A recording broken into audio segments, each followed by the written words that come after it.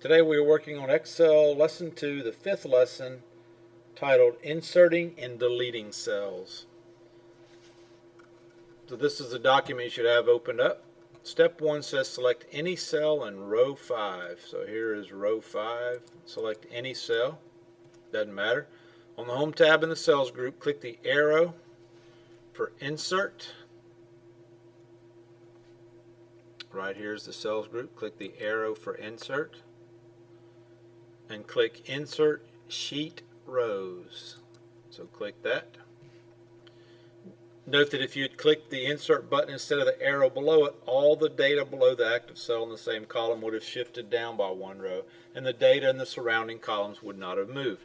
When you click Insert, Excel interprets that you mean to insert cells only and not entire rows. It's just that smart. I know. Step 2. Now insert 2 rows in the middle of the data. Click the gray row headers for rows 7 and 8. So it's talking about right over here for 7 and 8. Click those. Notice the arrow row heading symbol that appears to show you the entire row is selected. So you see the little black arrow there. On the Home tab in the Cells group, click Insert. So we're actually clicking the word Insert. Because you selected entire rows, 2 of them in this case, Excel inserts rows rather than cells. The combination of steps 1 and 2 is a popular method of adding a new row to a worksheet. Another method at step 2 is to right-click anywhere in the selected area and then click Insert.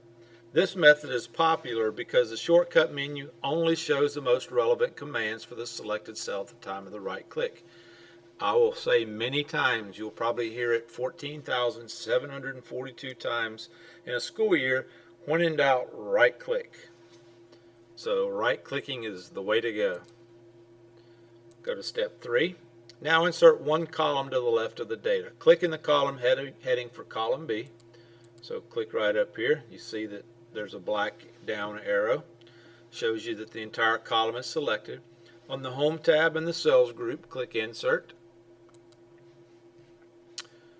Hint, alternatively, you could click the arrow for Insert and click Insert Sheet Columns, but we just clicked Insert, so mark that as answered. Enter the following values. Cell A7, we're going to type janitorial. A8, vehicle. C7, 100. And C8, 475. Type or copy the values in cell C7 to C8 across the values to D7 to D8.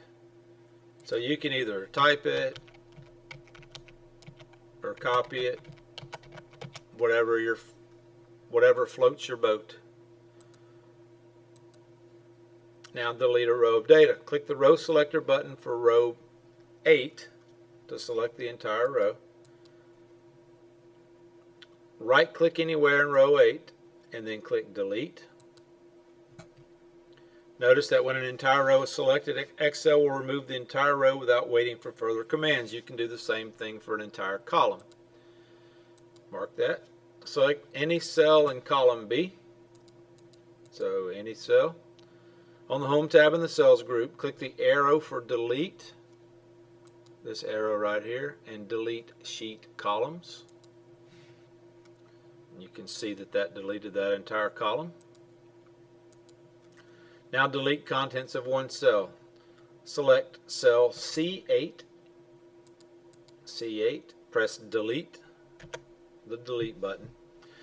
Note that this key removes the contents of the cell but not the cell formatting. This will be demonstrated in a different lesson in this courseware. The structure of the worksheet is also unaffected. Now try to delete the entire cell. On the Quick Access toolbar, click Undo to reverse the deletion. On the Home tab in the Cells group, click Delete. Right here, click Delete. And you can see when you did that, because you had selected only one cell, Excel removes only that cell and all data in the column below shifts up. If you want to see all the see all delete cell options, open the delete cells dialog box. So click undo to reverse that. With cell C8 still selected, on the home tab in the cells group, click the arrow for delete and click delete cells. With the shift cells option selected, click, or shift up option selected, click OK. Let's see what happens when you delete a range of cells. Click undo to reverse that deletion. Select cells C7 to C8. So C7 to C8. And on the home tab in the cells group, click delete.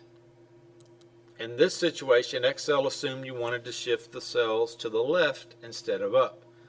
Click undo to reverse this. Mark is answered and submit. 7 green checks shows us that we did everything correctly. So this completes inserting and deleting cells.